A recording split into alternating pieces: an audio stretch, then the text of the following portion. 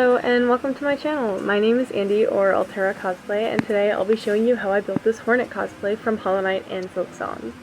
The look of this cosplay was a mix of original design concepts and art by BioVix on Tumblr.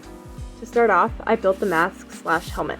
I used a pattern I got from Navarro-Cosplay Patterns and would highly recommend it. They were very helpful and have lots of other great patterns on their site. I cut out the pattern from paper, then cut it out on 6mm EVA foam. The pattern recommended 8 to 10, but 6 was all I had, and it turned out fine. Then, after heat sealing it, I put it all together with contact cement. And here it is, all glued together. The seams are rather ugly right now, but I put in a lot to make them near invisible later. The first step in that process was dremeling all the high ridges on the seams to make them level with the rest of the mask. Then, to get rid of the fuzzy dust remnants from where I dremeled, I heated up a metal spoon and smoothed down all the areas. Next, I filled in the bigger holes and gaps with foam clay and the smaller gaps with quick seal. Once I was satisfied with the overall shape and smoothness, I sealed and primed it with a few layers of Plastidip.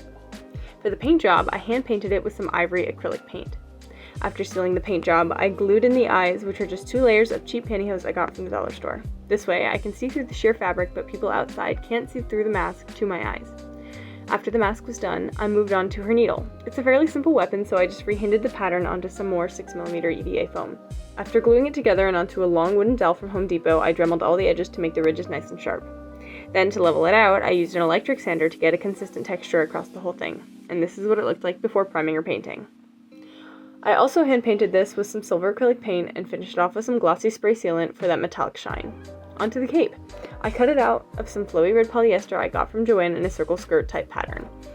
I sewed it all together and also sewed on a corduroy caplet with an interfaced color to add depth and texture to the garment. For the rosy details adorning the bottom of the cape, I cut out some stencils that I could then airbrush over to make some really nice roses on the hem.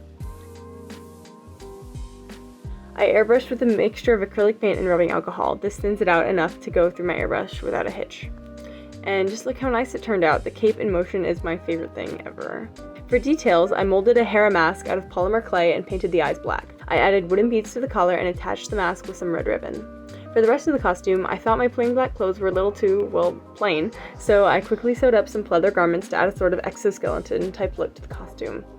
And with that, she was all done. I'm super proud of this costume, especially given that I only had about 2 weeks to make it. I think it all came together really nicely. I love that it has a bit more complex of a design than her base, but still remains recognizable and iconic. I hope you like the final product. Let me know if you have any questions at all in the comments down below. Don't forget to like this video and subscribe if you want to see more tutorials, convention content, and walkthroughs. Thank you so much for watching.